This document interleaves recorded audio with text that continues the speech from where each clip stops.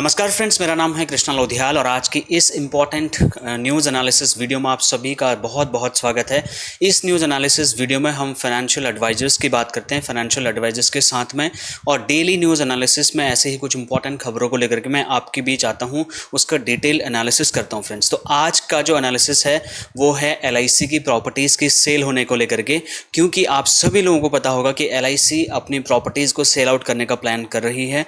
देश की third largest land owner LIC company क्यों अपनी प्रॉपर्टीज़ को बेचने पर जो है उतर आई है, LIC की प्रॉपर्टी पर सरकार की क्यों नज़र है, एजेंटों और ग्राहकों का इसमें क्या फ़ायदा, क्या नुकसान, क्या इम्प्लीकेशंस होंगे, इसका दूरगामी क्या परिणाम होंगे, इस चीज़ का डिटेल्ड एनालिसिस वीडियो लेकर के मैं आपके बीच में आ गया हूँ। मेरी आपको ये गारंटी ही नहीं, बिल्कुल मैं आपको ये चैलेंज दे रहा हूँ, अगर आप ये पूरी वीडियो तसल्ली के साथ स्टेप बाय स्टेप मेरे साथ देखते हैं तो इस वीडियो के ख़त्म होने तक आपको कंप्लीट डिटेल में पता चल जाएगा कि माजरा क्या है और इसके पीछे के रीजंस क्या हैं। इन सारे के सारे सवालों के आपके जवाब देने के लिए मैं लेके आ गया हूं इस वीडियो में LIC की प्रॉपर्टीज़ कहां कहां हैं, LIC की प्रॉपर्टीज़ की मार्केट वैल्यू कितनी है, LIC की रेंटल इनकम कितनी है, ठीक है, कितनी कमाई है रेंटल इनकम से होती है, LIC की मार्केट परफॉर्मेंस क्या है, LIC को अपने रियल एस्टेट एसेट्स को बेचने की ज़रूरत ऐसी नौबत क्यों आन पड़ी है, LIC की फ्यूचर प्लान्स क्या हैं, LIC प्रॉपर्टी को बेचने के दूरगामी परिणाम क्या होंगे,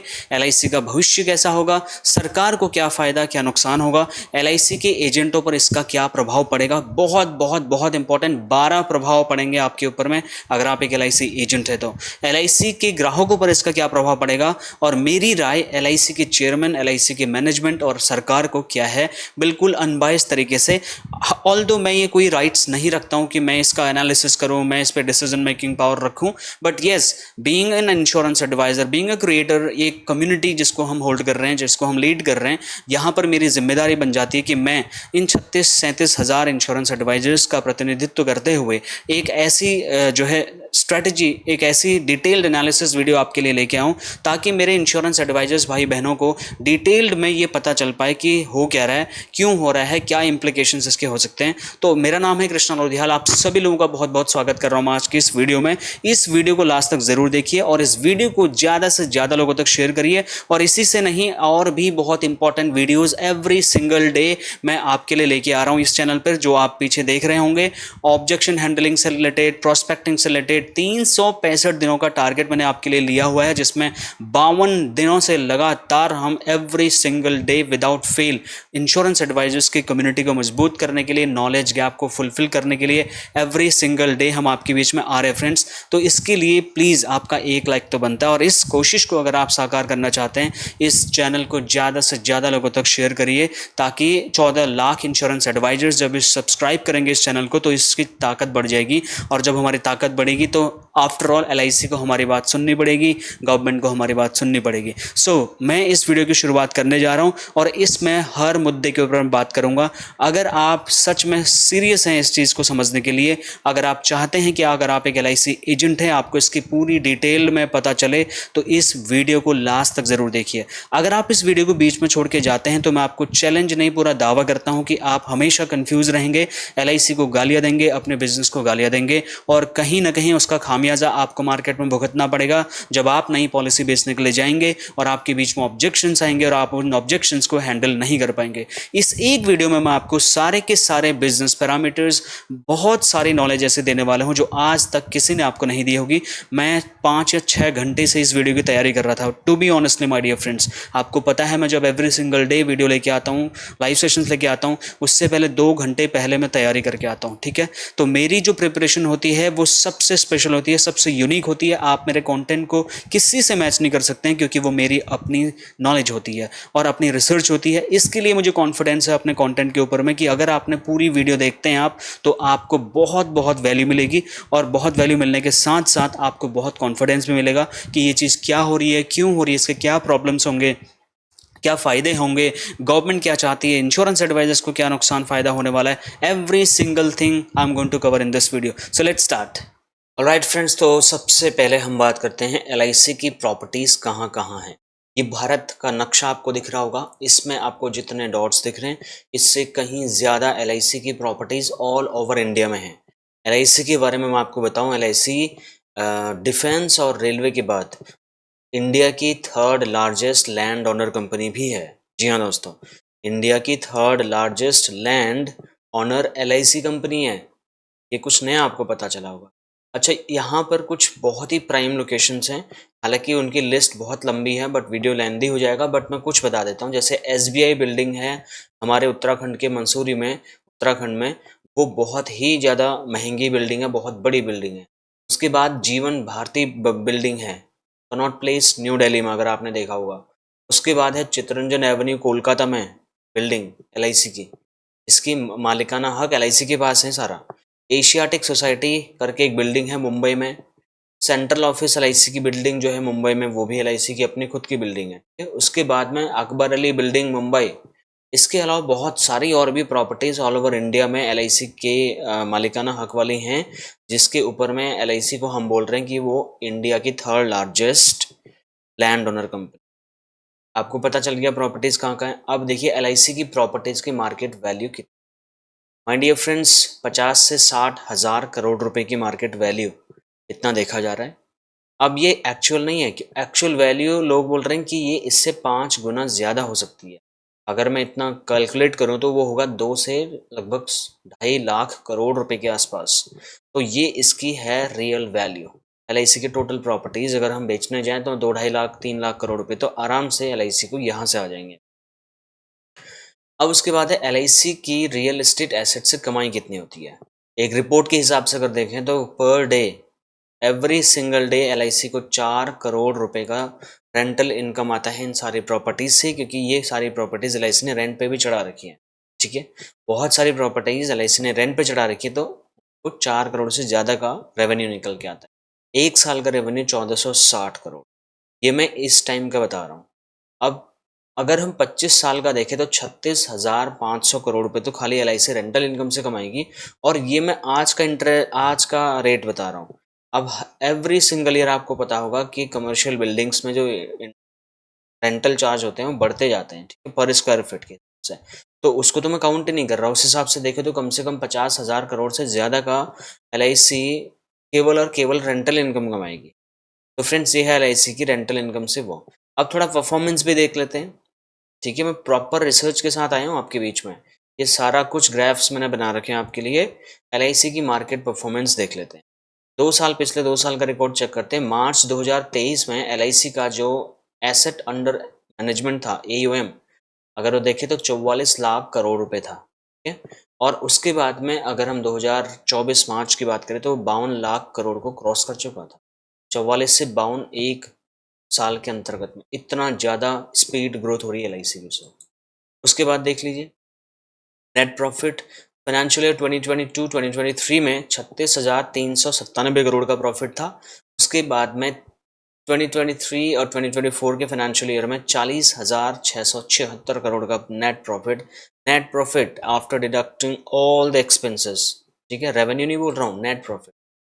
और अभी LIC जब मार्केट में लिस्ट हुई उसके बाद में LIC ने एक साल के अंदर 80% का भी से भी ज़्यादा का रिटर्न दे दिया लोगों को। ठीक है, और अब LIC ने डिक्लेयर किया कि वो 6 रुपये पर शेयर का डिविडेंड भी देने वाली है। तो इन रिपोर्ट से LIC की इन रिपोर्ट से देखने को मैं लगता है कि LIC सच में बहुत ज़्यादा प्रॉफिटेबल कंपनी है। उसके बाद में फ्रेंड्स ये देखिए, गूगल का मैंने कल का ये स्क्रीनशॉट है। इसमें life insurance corporation of India share price Google में डालेंगे तो ऐसा कुछ आएगा। एक साल का मैंने देख लिया, लगभग देखिए 88%, मैं कहाँ 80% बोल रहा था, 88% रिटर्न दे चुका है हमारे। और ये 27 जुलाई की रिपोर्ट है। और आज जो है, कल जो मार्केट ने परफॉर्मेंस किया होगा उसके हिसाब से सैटरडे को वैसे मार्केट बंद रहती तो इसको ऐसे आप मान के चलें 1190 पे चल रहा है। तो LIC जहां भी हाथ डाल रही है सोने की खान साबित हो रही है। ये तो आपको समझ में आ गया LIC के बारे में। अब थोड़ा अंदर की बात कर लेते। LIC को अपने रियल एस्टेट एसेट्स बेचने की नौबत क्यों आई है। अब यहाँ पर जो है गवर्नमेंट की साफ साफ नीयत मुझे कुछ समझ नहीं आ रही है। सबसे इम्पोर्टेंट जो मुझे लग रहा है वो तो ये लग रहा है कि इंटरेस्ट ऑफ गवर्नमेंट ये LIC से करने के लिए बोल रही है। LIC अपने नाम से अपने हाथ से कभी कुछ नहीं करेगी सर। ठीक है, LIC की गवर्नमेंट मालिकाना हक रखती है, इसके लिए गवर्नमेंट चाहती है कि LIC उसको बेचे, ताकि गवर्नमेंट को नो टेंशन फ्री टेंशन में पैसा रेज करने को मिल जाए, पैसा मिल जाए। ठीक है, आपने देखा होगा डिसइन्वेस्टमेंट को लेकर के, पीएसयूज को लेकर के एलआईसी उसी में एक हिस्सा था। तो गवर्नमेंट ने कितना ज़्यादा डिसइन्वेस्टमेंट कर रहा है, प्राइवेटाइजेशन करे जा रही है, करे जा रही है। रेलवे को प्राइवेट किया, एलआईसी को 3.5% प्राइवेट कर दिया, और भी बहुत सारे पीएसयूज के पीछे पड़ी हुई है गवर्नमेंट, सिर्फ और सिर्फ पैसे के लालच में। ठीक है, उसके बाद में दूसरा क्या रीज़न ऐसा हो सकता है जो मुझे समझ में आया, to monetize real estate assets of LIC. देखिए, हमारे पास कितनी भी प्रॉपर्टी होती है, हम उसको तब तक मोनेटाइज नहीं कर सकते जब तक हम उसको निकालेंगे नहीं। अब हम ये प्रॉपर्टी बेच देंगे तो हमें इसको मोनेटाइज करने का मौका मिल जाएगा। ठीक है, हो सकता है हमने कौड़ियों के भाव ली थी, आज करोड़ों में हमारी प्रॉपर्टी है, तो अगर हम उससे प्रॉफिट कमाना चाहते हैं तो हम उसको बेचना पड़ेगा, तभी तो हम उसको मॉनेटरी बेनिफिट्स निकाल पाएंगे। हो सकता है एलआईसी ऐसा ही कुछ सोच रही हो। थर्ड पॉइंट है कि properties are in court cases. LIC की बहुत सारी प्रॉपर्टीज में, बहुत सारे पचड़े में पड़ी हुई है प्रॉपर्टीज, कोर्ट केसेस चले हुए हैं। ठीक है, यहाँ पे ये चीज़ एक रीज़न हो सकती है कि एलआईसी इन सब चीज़ों से बाहर निकलना चाहती है, इसके लिए एलआईसी प्रॉपर्टीज सेल आउट करने का प्लान कर रही है। फोर्थ पॉइंट है टू इंक्रीज प्रॉफिट्स। हालांकि एलआईसी ने 40-42 हज़ार करोड़ का प्रॉफिट अर्न किया, मार्च 2024 की रिपोर्ट बता रही है, लेकिन एलआईसी को और मार्केट अपने प्रॉफिट्स बढ़ाने हैं। तो एलआईसी को ये पैसा कहाँ से आएगा प्रॉफिट्स बढ़ाने के लिए, तो ये पैसा यहाँ से मोनेटाइज करके एलआईसी निकालना चाह रही होगी। पांचवा पॉइंट है to increase valuation of the company. LIC company की वैल्यूएशन अगर आप देखें, अगर हम एसेट अंडर मैनेजमेंट की बात करें तो 52-53 लाख करोड़ रुपए हो गया है। उसको और ज़्यादा इंप्रूव्ड वर्जन में एलआईसी को देखना है, तो एलआईसी को अपने रियल एस्टेट एसेट्स निकालने होंगे, जिससे मिलने वाला पैसा सीधा सीधा एलआईसी की वैल्यूएशन में ऐड हो जाएगा, अगर गवर्नमेंट चाहेगी तो। ठीक है, उसके बाद है to get more funds for the future big projects. LIC बहुत सारे बड़े बड़े प्रोजेक्ट्स करने वाली है फ्यूचर में, अभी बताऊंगा फ्यूचर प्लान्स क्या है एलआईसी के। तो उनमें पैसे की जरूरत पड़ेगी, उस पैसे को एलआईसी हो सकता है यहाँ पर इन्वेस्ट करे। Seventh last but not the least, risk of losing market share. ये इतना मतलब मैंने एलआईसी की दुखती रग पे हाथ रख दिया फ्रेंड्स। पिछले साल एलआईसी का मार्केट शेयर था लगभग 62%, और इस बार अगर मैं आज की डेट में बात करूं तो लगभग 58%। एक साल में 4% का मार्केट शेयर प्राइवेट खा गया एलआईसी का। ठीक है, तो एलआईसी को डर है इस बात का कि यार अगर ऐसे चलता रहा तो हम तो अगले साल तक पता चल रहा 50 पे बैठे हैं, उसके 10 साल बाद पता चल रहा हम मतलब माइनॉरिटी में है ही नहीं, तो डोमिनेट नहीं कर रहे मार्केट में। तो एलआईसी को चाहिए अपनी मार्केट पोजीशन, मार्केट शेयर बना के रखे, उसके लिए ज़्यादा से ज़्यादा एलआईसी की वैल्यूएशन रखी जाए। इसके लिए हो सकता है एलआईसी ये प्लान कर रही हो। ये मेरी थिंकिंग है माय डियर फ्रेंड्स, ये मेरी रिसर्च है, जो मुझे ऐसा लग रहा है कि ऐसा रीज़न हो सकता है। ठीक है, आपका इसमें क्या ख्याल है, आप मुझे ज़रूर बताएं कमेंट करके। अब देखिए एलआईसी के फ्यूचर प्लान्स क्या हैं। सबसे पहला फ्यूचर प्लान तो यही है कि एलआईसी हेल्थ इंश्योरेंस बिजनेस में आना चाहती है। किसी न किसी स्टैंड अलोन इंश्योरेंस कंपनी का अधिग्रहण करके एलआईसी एक हेल्थ इंश्योरेंस बिजनेस में आ जाएगी और मार्केट में डिसरप्शन फैला देगी। और हम चाहते हैं एलआईसी हेल्थ इंश्योरेंस के बिजनेस में आए। जिस दिन एलआईसी हेल्थ इंश्योरेंस के बिजनेस में आएगी, बहुत बड़ा मार्केट शेयर लेके जाएगी हेल्थ इंश्योरेंस का, और हेल्थ इंश्योरेंस इंडिया में बहुत ईजिली लोगों को अफोर्डेबल रेट्स में मिल पाएगा। दूसरा है पार्टनरशिप विद बैंक का इंश्योरेंस चैनल। एलआईसी बहुत ही मतलब मैं कहूँगा बहुत स्पीड गति से बैंक का इंश्योरेंस चैनल के ऊपर काम कर रही है। हर किसी बैंक के साथ एलआईसी टाई अप करने में लगी है कि भैया बैंक का इंश्योरेंस चैनल ले लो, कॉर्पोरेट एजेंट बना देते तुम्हारे को, तो अब तुम हमारी पॉलिसी बेचो। ठीक है, अब यहाँ पर आप इस चीज़ से खुश हैं ना खुश हैं, ये आप कमेंट करके मुझे बता सकते हैं।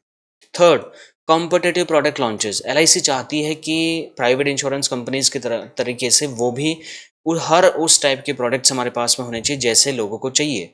हमारा मार्केट शेयर निकलने का मकसद क्या है, सॉरी मार्केट शेयर निकलने का रीज़न क्या है। एक रीज़न ये भी है कि हमारे पास हो सकता है कि उस टाइप के प्रोडक्ट्स नहीं हैं जो आज की डेट में लोग डिमांड कर रहे हैं, जो नीड उनकी प्राइवेट इंश्योरेंस वाले फुलफिल कर रहे हैं, वो एलआईसी में उनको नहीं मिल पा रहा है, इसलिए तो वो प्राइवेट के पास जा रहे होंगे। अब एलआईसी को लग रहा है कि अगर वही सारे नीड वाले वही सारे प्रोडक्ट मैं लेके आ जाऊं तो फिर कस्टमर जाएंगे कहाँ।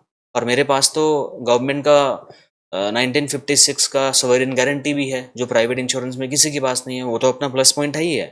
तो इस चीज़ को ध्यान में रखते हुए भी एलआईसी को फंड्स की जरूरत पड़ेगी, तो एलआईसी रियल एस्टेट एसेट से मोनेटाइज करना एलआईसी को ज़्यादा उचित लग रहा होगा, ऐसा मुझे लग रहा है। बट हाँ, फ्यूचर प्लान ऐसे तो हैं। इंश्योरेंस एडवाइजर्स के एम्पावरमेंट के लिए एलआईसी ने जीवन समर्थ करके एक प्रोजेक्ट पे काम कर रही है एलआईसी इस टाइम पे।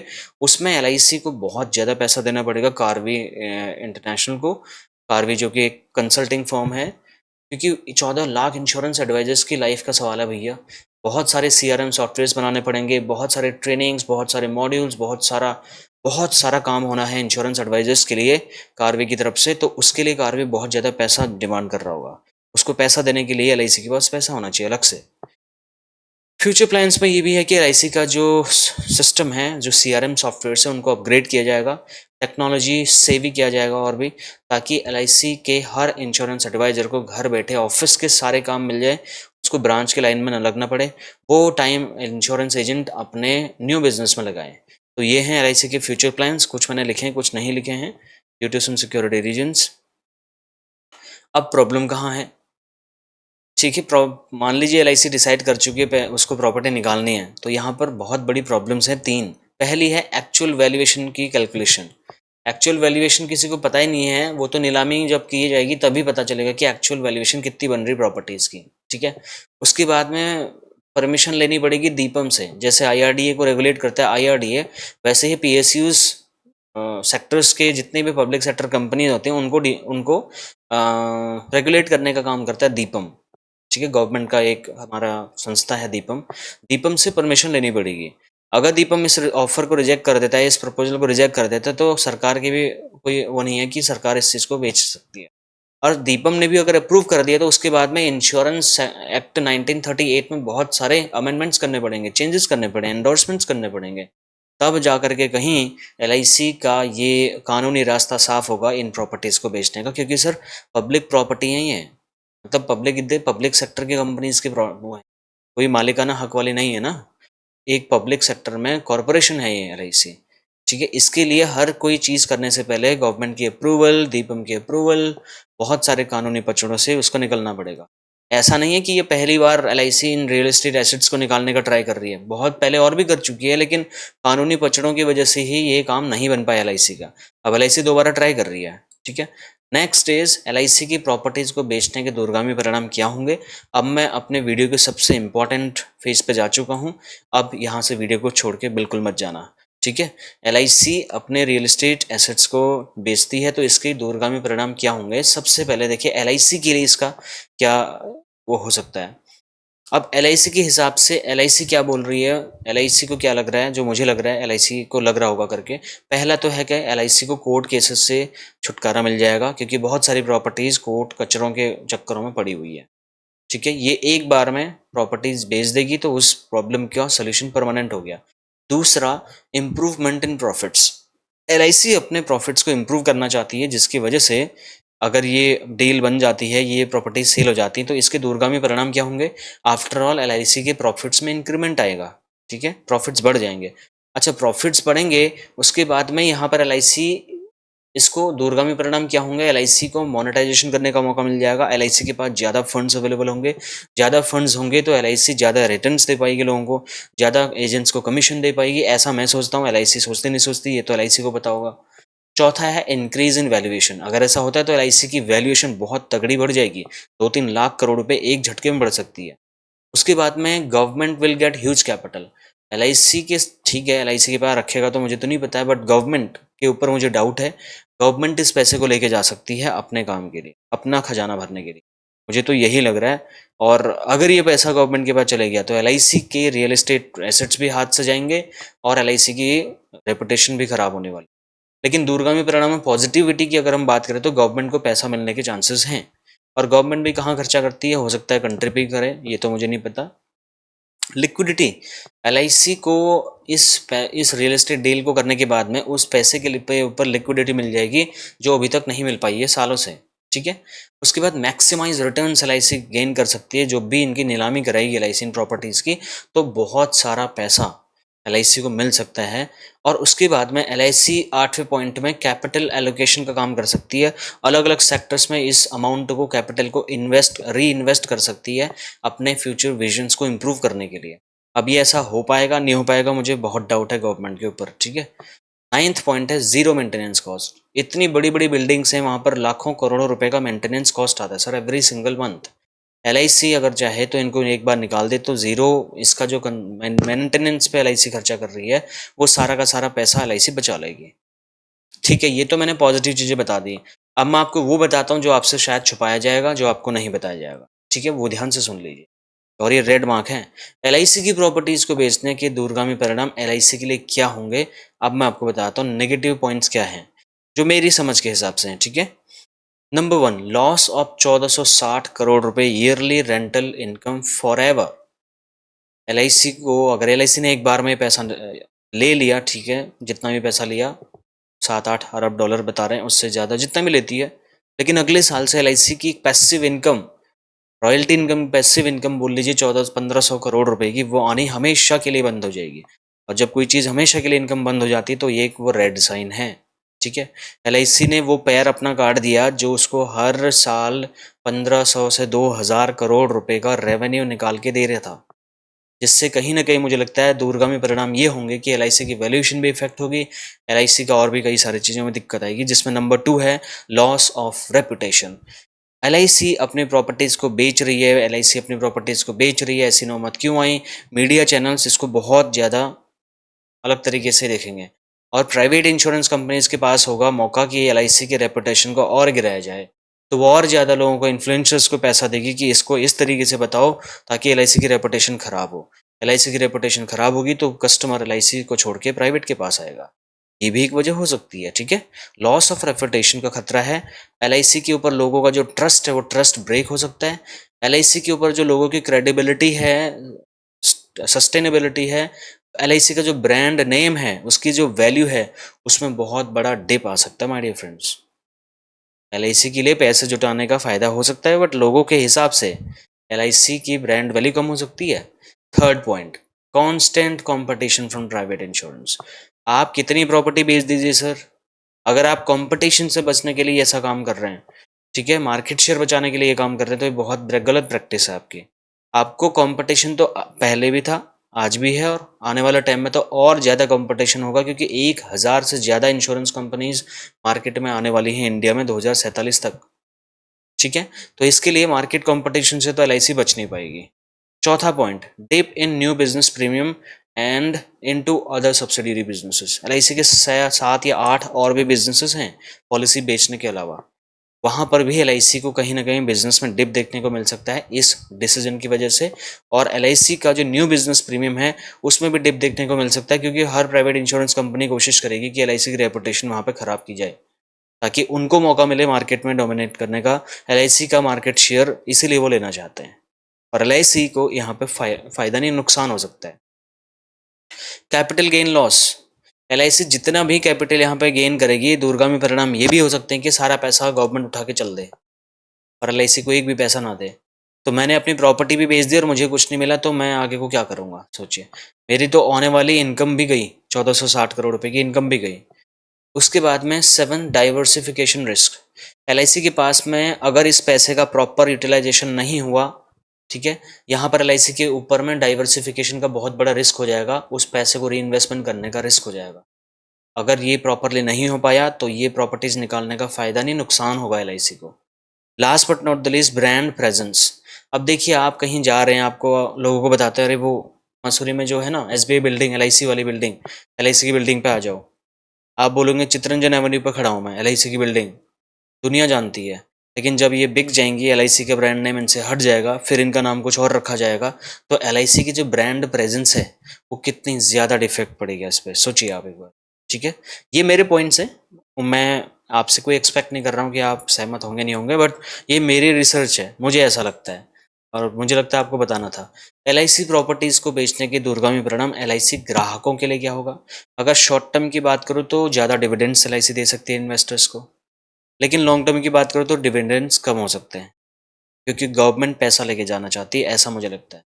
दूसरा, मोर बोनस, शॉर्ट टाइम में ज़्यादा बोनस दे सकती है, लेकिन लॉन्ग टर्म में बोनस रेट्स कम भी करने पड़ सकते हैं एलआईसी को।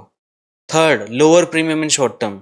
हो सकता है फॉर द टाइम बिंग कुछ पॉलिसीज़ में प्रीमियम थोड़ा कम हो जाए एलआईसी का, या टर्म इंश्योरेंस में प्रीमियम कम कर दे, लेकिन लॉन्ग टर्म में देखेंगे आप प्रीमियम बढ़ता ही जाएगा एलआईसी का। इसके दूरगामी परिणाम एलआईसी के बिजनेस के लिए ये हो सकते हैं, जो मुझे लगे वो मैंने आपको बता दिया। अब हमारा सेकंड लास्ट स्लाइड है, एलआईसी की प्रॉपर्टीज़ के दूरगामी परिणाम, ठीक है, एजेंट्स के लिए क्या होंगे।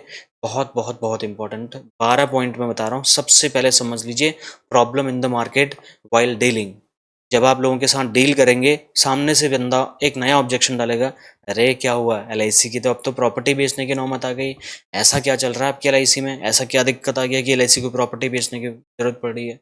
अब आप मेरे जैसे व्यक्ति होंगे तो आप ये 15 फायदे गिना देना उनको, ये वीडियो का लिंक शेयर कर देना, या फिर आप अपने हिसाब से एक वीडियो बना के उसको दिखा देना, या खुद 15 पॉइंट प्लस वाले बता देना जिससे आपकी सेल हो जाए।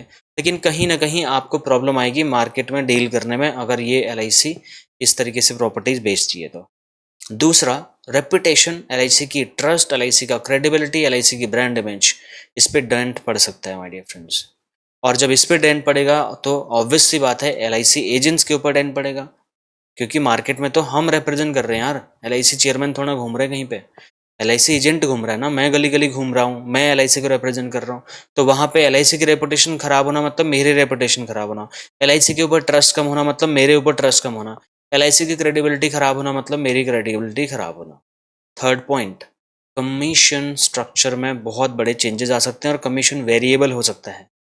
वेरिएबल का मतलब कमीशन स्ट्रक्चर में बहुत बड़े ड्रास्टिक चेंजेस आपको फ्यूचर्स में देखने को मिल सकते हैं अगर इसका प्रॉपर री इन्वेस्टमेंट नहीं हुआ, इसको प्रॉपर तरीके से हैंडल नहीं किया गया तो इसमें इंश्योरेंस एडवाइजर्स के लिए बड़ी दिक्कत हो सकती है।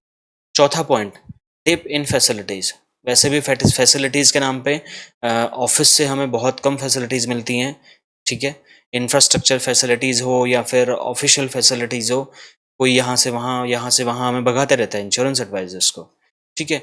चलिए ठीक है, फैसिलिटीज़ मिलती भी हैं तो आने वाले टाइम में टूल्स एंड सपोर्ट हमारे को और कम मिल सकता है, क्योंकि इंश्योरेंस ऑफिसेज में जो बैठे हुए हमारे क्लरिकल डिपार्टमेंट के लोग हैं उनके ऊपर भी कहीं ना कहीं इस चीज़ का प्रभाव देखने को मिलेगा। छठा पॉइंट, सॉरी पांचवा, ज़्यादा टारगेट्स, आपको ज़्यादा टारगेट्स दिए जाएंगे और वो कंपलसरी कर दिया जाएगा, क्योंकि एलआईसी को प्राइवेट इंश्योरेंस कंपनी के साथ में अब कंपटीशन में उतरना है। उसके लिए एलआईसी को बहुत रेगुलसली, बहुत ही अलग तरीके से बिजनेस करना पड़ेगा, तो हो सकता है एजेंट्स को भी टाइट किया जाए कि इतना बिजनेस करना ही करना वरना एजेंसी टर्मिनेट, ऐसा भी हो सकता है। होगा, मैं नहीं बोल रहा हूँ, ये मेरी थिंकिंग है, ठीक है। छठा पॉइंट है strict rules for club members. देखिए, क्लब मेंबर्स के लिए बहुत सारी सुविधाएं एलआईसी देती है, लेकिन जब एलआईसी के अंदर ही अगर ऐसा कुछ चल रहा होगा, उसका प्रॉपर पैसा इन्वेस्टमेंट नहीं हो पाएगा, गवर्नमेंट सारा पैसा लेके निकल जाएगी, तो एलआईसी को उस पैसे की रिकवरी के लिए क्लब मेंबर्स के भी हाथ टाइट करने पड़ेंगे, उनके बिजनेस टारगेट्स को भी टाइट करना पड़ेगा, ऐसा भी हो सकता है। Seventh, loss of market share. वो तो मैं आपको बता ही रहा हूँ, पिछले साल से अभी तक 4-4.5% का मार्केट शेयर हमारा खा चुकी है प्राइवेट इंश्योरेंस। अब ऐसा कोई डिसीजन हम लेते हैं जहाँ पर हम अपनी प्रॉपर्टीज बेच रहे हैं, तो अच्छे तरीके से इस मौके को भुनाया जाएगा प्राइवेट इंश्योरेंस कंपनीज के थ्रू, तो उसका फायदा सीधा सीधा ये होगा कि प्राइवेट इंश्योरेंस कंपनीज की तरफ लोगों का अट्रैक्शन बढ़ सकता है, जिसकी वजह से हमें न्यू बिजनेस प्रीमियम में बहुत बड़ा लॉस हो सकता है हमारी। उसके बाद में जितने लोग रिक्रूटमेंट करते हैं सीएलआई डेवलपमेंट ऑफिसर से, आपको नए इंश्योरेंस रिक्रूट करने में दिक्कत आ सकती है, क्योंकि जो बंदा नया आएगा उसने पहले ये नहीं न्यूज़ सुने कि यार एलआईसी के अंदर कुछ सही नहीं चल रहा, प्राइवेट इंश्योरेंस कंपनीज और भी जो लोग एलआईसी को नीचा दिखाना चाहते हैं वो भर भर के एक तरीके से इसका फ़ायदा उठाएंगे, ठीक है, एलआईसी की गलतियां बताएंगे लोगों को, तो वहाँ पर वो एजेंट को भी ये चीज़ सुनाई दे रही होगी, तो वो भी 10 बार सोचने लगेगा, उसको भी डाउट डाउट होना लगेगा, तो कहीं ना कहीं आपके रिक्रूटमेंट के ऊपर भी डेंट आ सकता है, उसमें आपको ज़्यादा मेहनत करनी पड़ सकती है, इंश्योरेंस एजेंट्स को ज़्यादा आपको कन्विंस करना पड़ सकता है एलआईसी ज्वाइन करने के लिए, ठीक है। नाइन्थ पॉइंट है uncertainty and distrust in agent. Agents के ऊपर अनसर्टेनिटी का खतरा मंडराएगा, एजेंट को अपना भविष्य अंधकार में भी दिखाई दे सकता है, एजेंट को एलआईसी के ऊपर से ट्रस्ट उठ सकता है कि एलआईसी कभी भी अपनी कोई भी चीज़ों को बेचने पर आ जाती है तो भैया कल को हमारा क्या होगा, ठीक है, ये भी एक चीज़ हो सकती है। 10वां पॉइंट है operation disruption during transition phase. Transition phase जानते क्या होता है? ट्रांजिशन फेज मतलब होता है कि जैसे मैं एचसीएल में था या ईएक्सएल में था, तो ज्यूरिक इंश्योरेंस कंपनी जो हमारा बिजनेस था, ठीक है, मैं जिस उसमें काम करता था सेगमेंट में, ज्यूरिक इंश्योरेंस ईएक्सएल के पास आने से पहले था कैप जेमिनाई के पास। कैप जेमिनाई कंपनी को जानते हैं ना? Cap Gemini, Accenture, Google, Oracle, entity data, ये कंसल्टिंग कंपनीज हैं, डेटा एनालिटिक्स कंपनी है, इंक्लूडिंग ईएक्सएल, एचसीएल। तो वहाँ पे क्या हुआ, वो जो ज्यूरिक इंश्योरेंस का बिजनेस था, इंडिया में सपोर्ट था, वो था पहले कैपजेमिनी के पास और वहाँ से रैम डाउन होकर के वो बिज़नेस हमने लिया था ईएक्सएल के अंदर। लेकिन जब ये प्रक्रिया हो रही होती है, वहाँ से बुक्स क्लोज़ करे जाते हैं, वहाँ से स्टाफ हैंडओवर करता है एक कंपनी से दूसरी कंपनी में, तो उस बीच में उस बीच के जो टाइम को बोला जाता है, वो बोला जाता है ट्रांजिशन फेज़। ठीक है, समझ में आ गया? तो यहाँ भी जो ट्रांजिशन फेज़ होगा, जब एलआईसीज़ की उस प्रॉपर्टीज़ को बेचा जाएगा, तो सबको बोला जाएगा ना, चलो जी अपने सिस्टम बाँधो, बंद करो। सारे सिस्टम बंद किए जाएंगे, नेटवर्क शटडाउन कर दिया जाएगा, वहाँ से सारा सिस्टम उठा करके कहीं और शिफ्ट किया जाएगा। तो इस ट्रांजिशन फेज़ में इंश्योरेंस एडवाइजर्स को अपने बिजनेस सपोर्ट के लिए ज़रूरी जो चीज़ चाहिए होंगी, उसमें बहुत बड़ा एक तरीके से रिस्क, एक बहुत बड़ा उनको प्रॉब्लम हो सकता है, डिसरप्शन हो सकता है सर्विसेज का। टाइम पे हमें वो सर्विस नहीं मिल सकती, क्योंकि क्लरिकल डिपार्टमेंट के पास तो वैसे ही बहुत बहाने हैं। ठीक है, सिस्टम नहीं चल रहा, सर्वर नहीं चल रहा, मैं लंच पे जा रही हूँ, उधर पूछ लो, यहाँ चले जाओ, वहाँ चले जाओ, मैं नहीं पता, मुझे नहीं पता। अब एक नया बहाना उनके पास होगा कि ट्रांजिशन फेज चल रहा है, वेट कर लो, 1 हफ्ते बाद आ जाओ, 2 हफ्ते बाद आ जाओ। तो वहाँ पे हमारा प्रॉब्लम बहुत ज़्यादा बढ़ जाएगा। 11वां पॉइंट है less focus on core business. अगर एलआईसी इस पैसे का प्रॉपर यूटिलाइजेशन नहीं कर पाती है, तो कुल मिलाकर के एलआईसी के एजेंट्स का जो फोकस है, वो एलआईसी एजेंसी से हटके कहीं और भी शिफ्ट हो सकता है। हमारा कोर बिजनेस है इंश्योरेंस बेचना, जहाँ से हमारा फोकस दूर हो सकता है। 12वां जो कॉन्सिक्वेंसेज एलआईसी एजेंट्स को जो नुकसान होने वाला है, वो है कॉम्प्रोमाइज्ड सेल्स एंड सर्विसेज। जब हमें पता है कि हमारे ऊपर दिक्कत आने वाली है, ठीक है, इस कंडीशन में हम क्या करेंगे?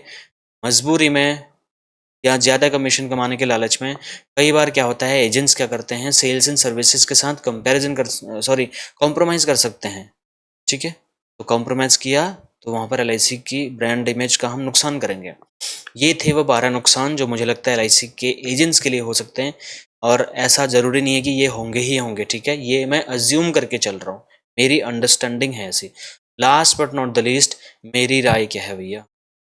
वैसे तो मेरी कोई औकात नहीं है कि मैं एलआईसी मैनेजमेंट को अपनी राय दूं या मैं गवर्नमेंट को अपनी राय दूं, लेकिन आपने मुझ पे जब इतना ट्रस्ट कर ही दिया है, धड़ाधड़ सब्सक्राइब कर ही रहे हो, मेरी वीडियोस देख ही रहे हो, और मैं भी पूरे आपका साथ दे रहा हूँ every single day, every night मैं आपके साथ में एक लाइव सेशंस करता हूँ। हम 53 सेशन कर चुके हैं, 365 दिन के सेशन की कमिटमेंट कर चुके हैं। तो उस कंडीशन में मेरी राय आपके लिए शायद मैटर करती है, इसके लिए मुझे लगा मैं बताऊँ। देखिए, अब यहाँ पे अगर आप मुझे पूछेंगे मैं किसके साइड हूँ, मैं एजेंट्स के साइड हूँ या मैं एलआईसी के? देखिए, मैं तो हूँ एजेंट्स के साइड, क्योंकि मैं एजेंट हूँ और मुझे आपकी चिंता ज़्यादा है। ठीक है, लेकिन एट द सेम टाइम अगर, क्योंकि मैं एक बिजनेस कंसल्टिंग फर्म्स के साथ भी मैं काम कर चुका हूँ, 7-8 साल का मेरा कॉर्पोरेट अनुभव है, जो शायद आपको नहीं होगा। इसके मद्देनज़र अगर मैं देखूँ, तो मैं इस प्रोजेक्ट से उतना भी निराश नहीं हूँ जितना शायद आप होंगे। क्योंकि कोई भी बिजनेस, कोई भी कंपनी, इतनी बड़ी कंपनी अगर ऐसा कोई प्रोजेक्ट लेके आ रही है, तो उसने हवा में तो प्लानिंग करी नहीं होगी। उसको भी ये रिस्क, मेरे से ज़्यादा रिस्क तो एलआईसी को पता होंगे ऑलरेडी। दूरगामी परिणाम मैं आपको बता रहा हूँ अपनी समझ के हिसाब से। जब एक छोटा सा इंश्योरेंस एजेंट इतनी क्रिस्टल क्लियर नॉलेज आपको दे सकता है दूरगामी परिणामों को लेकर के, तो एलआईसी जो 52-55 लाख करोड़ रुपए संभाल रही है, उसके पास कितने बुद्धिजीवी लोग होंगे इस चीज़ को हैंडल करने के लिए? तो आप समझ जाइए। इसके लिए मैं यहाँ पर न्यूट्रल रहूँगा। न्यूट्रल रहने का मतलब है कि मैं आपका भी समर्थन कर रहा हूँ, एलआईसी का भी।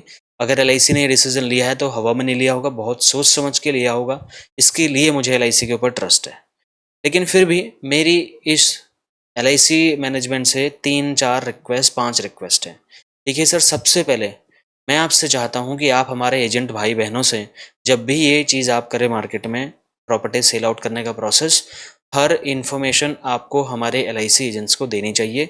You need to communicate all the changes and planning that you are going through. You need to share every single information with the agent community. जब आप मेरे साथ, मेरे एजेंट्स भाइयों के साथ में हर अपडेट को शेयर करेंगे, तो मैं कॉन्फिडेंट हो जाऊंगा मार्केट में लोगों को बताने के लिए। आपने एक प्रेस रिलीज कर दी, उसके बाद कुछ नहीं बताया, इससे मेरा काम नहीं चलेगा।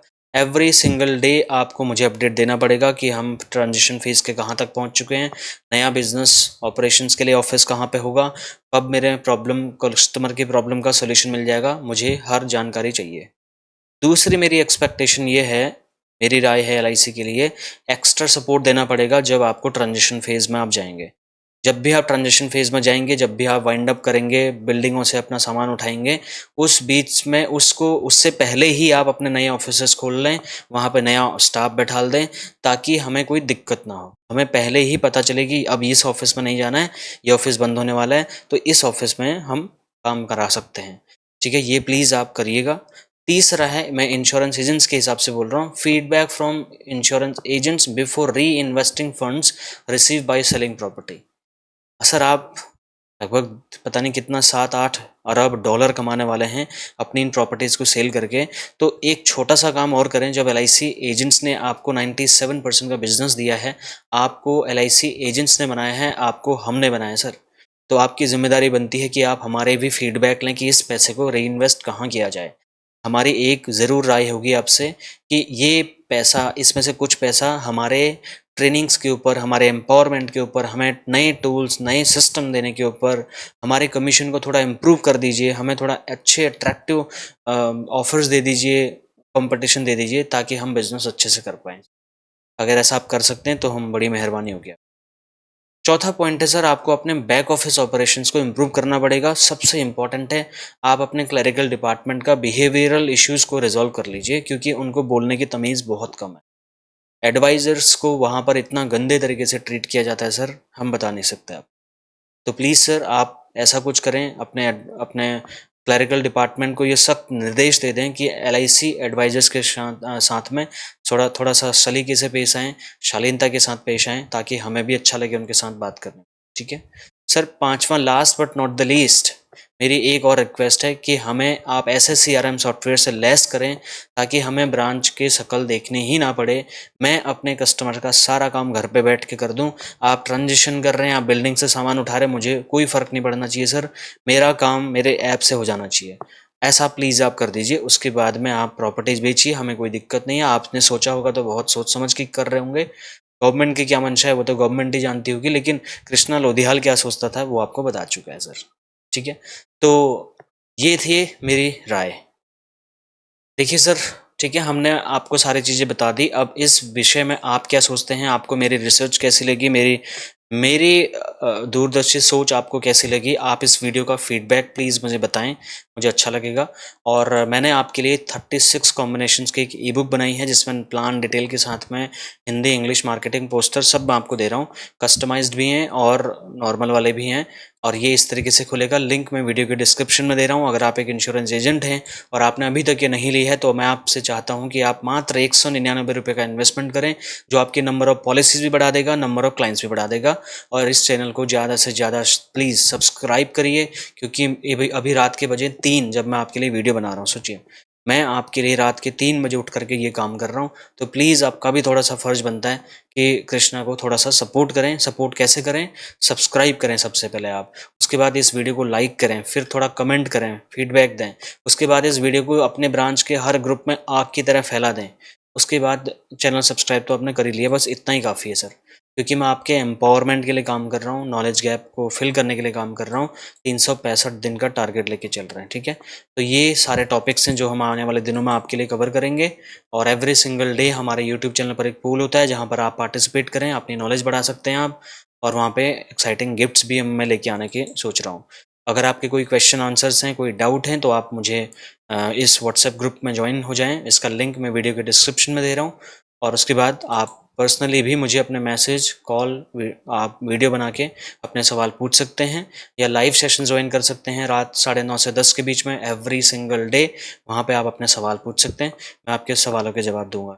That's all for today, thank you so very much. इस वीडियो को शेयर ज़रूर करिए माय डियर फ्रेंड्स। पूरी वीडियो आपने देखी है, उसके लिए मैं दिल की गहराइयों से प्रेम पूर्वक धन्यवाद देता हूँ।